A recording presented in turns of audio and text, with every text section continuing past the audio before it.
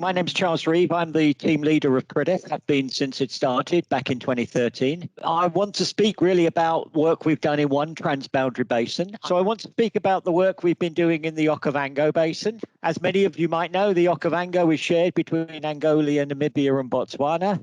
It's on the kind of western coast of southern Africa. For many of you, it'll be better known for the Okavango Delta and its wildlife, but it is also home to something in excess of 3 million people who largely depend on the natural resources of the basin. About 90% of the water resources in the Okavango come from the Angolan highlands, but of course they flow down into the Okavango Delta.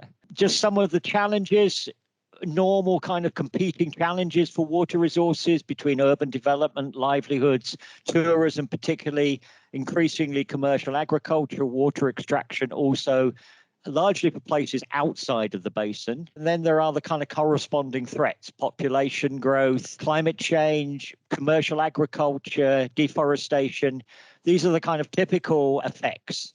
So way back 25 years ago, the three countries established the permanent Okavango River Basin Commission, interestingly established at a time when Namibia was just achieving independence from South Africa and at a time when Angola was actually in the middle of a civil war. But interestingly, the Okavango Commission was established. It recently enjoyed its 25th anniversary. It's been through a number of phases, illustrated here, but maybe better in this diagram. There was quite a long foundation stage of trust building, and then it's gone into recent years into a more visioning phase and various development phases. I want to talk a little bit about each of those with a particular focus on some of the work CRIDF's been doing. Foundation phase, as I say, it was largely about building trust. The real key output from that was the transboundary diagnostic analysis, which was completed around 2011 and subsequently was turned into what's called the strategic action plan for the basin, and there are corresponding national action plans. And those plans are still the founding documents on which developments in the basin occur. More recently, CRIDF has been supporting what was called the visioning phase, essentially to develop a vision for the basin. This was done through extensive processes of stakeholder engagement across the basin, and they came up with this vision for the Okavango River Basin: socially just, economically prosperous, and environmentally healthy development of the Okavango River Basin. This is the vision that was been agreed on. It's been adopted at ministerial level. A really interesting thing as part of that, we spoke to the stakeholders around issues of how they wanted to collaborate. And this is just a very quick summary of some of the responses. And I think the important thing here is the stakeholders want to move into really looking at shared benefits and cooperative actions in the basin. Rather than individuals, countries making developments, they were looking to the basin-wide developments to share benefits and cooperate. And I think this is what has then led into the next phase, which is the kind of starting to look at the developments. So to start to look at the developments, really here it was starting to look at options with World Bank support through the CEWA program, of course, which FCDO contributes to. A multi-sector investment opportunity analysis was carried out. This is just a very broad perspective on it. A number of different development scenarios were investigated, ranging from effectively doing nothing right up to some very major agriculture and hydropower developments. In some of the scenarios to the bottom there, we're talking in excess of 300,000 hectares of potential irrigation in the basin. The MASOA looked at these different options and then evaluated them. This is just some of the results here, looking at the benefits at a basin level of the different scenarios, splitting them down to benefits at different country level.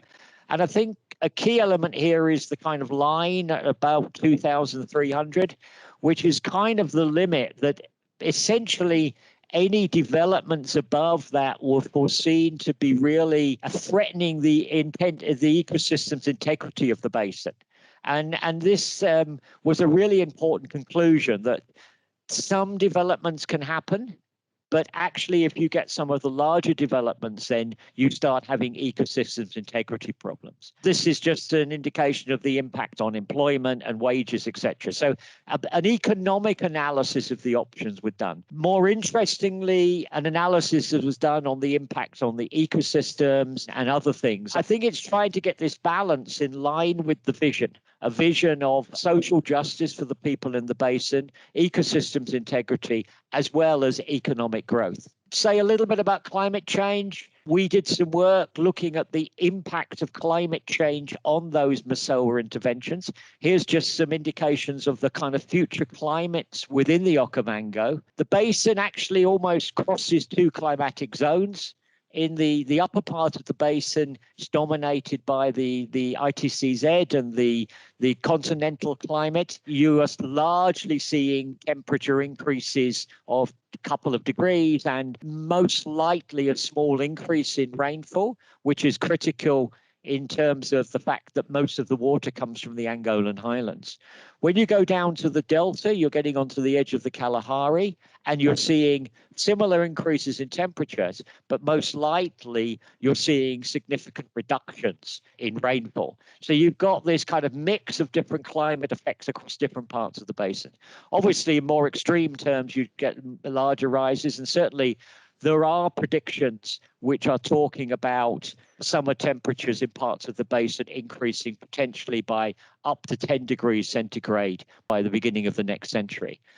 Just so we looked at these impacts, and again, I'm not going into all the detail here, but you can see in the columns here some of the Mosoa scenarios. The climate change ones, which is where you start getting more of the reds coming in, are basically looking at the impact of climate change on those scenarios. And essentially saying, as you go forward, climate change could well mean that some of those scenarios are no longer viable. And this has also been built into the analysis. The other thing that was done at the same time as Mosoa was something around looking at the benefits across the basin, worked with UNC ECE on this, just to look at some of the benefits, economic benefits, social benefits, peace, security benefits, etc. And I think it's really interesting to start looking at different types of benefits from the basin. And you know, just the fact that by collaborating, the countries have managed to secure resources for the sorts of studies I'm now talking about. In terms of benefits, many of the benefits have actually been accrued towards the downstream end of the basin, particularly in Botswana, with less benefits accrued upstream in Angola. And I think that's one of the major discussions going forward, is how some of the benefits that have already been accrued are shared across the basin. Moving on now into kind of the more project preparation side. What came out of the Mosoa was one of the things that was really needed was a livelihoods program. Effectively, this is the key development that is needed for the social justice aspect. People in the basin are dependent on the ecosystems, and protecting ecosystem integrity and ensuring livelihoods for the people is a key intervention. And CRIDF has been working closely with the Okavango Basin Commission around developing that. We've done some work around mapping vulnerability across the basin, identifying key vulnerable zones. And again, this is just a brief summary of some of that. And ultimately, we've also been involved with actual project construction. These are some pictures from a project that we're actually constructing in northern Namibia at a place called Mayana to the east of Rundu on the banks of the Okavango River. This is a river intake that will feed a small-scale irrigation project. And the particular focus here on climate resilience being moving farmers out of the floodplain where they are affected by flooding into above the floodlines, into an area where they have a reliable and secure source of water. The agriculture then feeding into local supply chains in the tourism industry and elsewhere. That's a kind of proof of concept project of livelihoods. Out of all of this has become something that's called the Okavango River Basin Fund, or the CORP Fund. This is a fund that we've been working with the establishment of to basically fund those livelihoods and conservation activities in the basin. The sorts of activities it would fund, and I refer particularly to the parts of this slide up at the top right-hand corner, social interventions with social benefits according to nutrition, agricultural productivity, energy, really around the nexus type approaches, but also larger landscape activities, conservation activities to ensure ecosystems integrity. And we've been working very closely with the Nature Conservancy on this work and developing this fund. The idea is to establish a fund. We are now in the establishment phase. We're looking at raising seed finance to get the fund operational and for more proof of concept projects. And ultimately, we're looking to establish an offshore endowment fund of $200 million plus, which would use capital to fund these projects. And I've been part of a conference this week at Ceres in the States looking at financing for this project. These are some of the benefits. Looking at the benefits, again, I refer to the right-hand side. The benefits basically are you get a kind of 7-fold increase or 8-fold increase in investments. And we're still actually working on this, and I think the figures will increase even further as we build in all of the conservation benefits as well. And this is starting to become quite an attractive proposition, particularly to the impact investors and those thinking about development bonds. We've established a company now called the Corp Fund. It's a company limited by guarantee in Botswana. Directors have been appointed. And as I say, we're seeking funds to support the operation of that. That's a brief overview of what we've been doing in the Okavango Basin.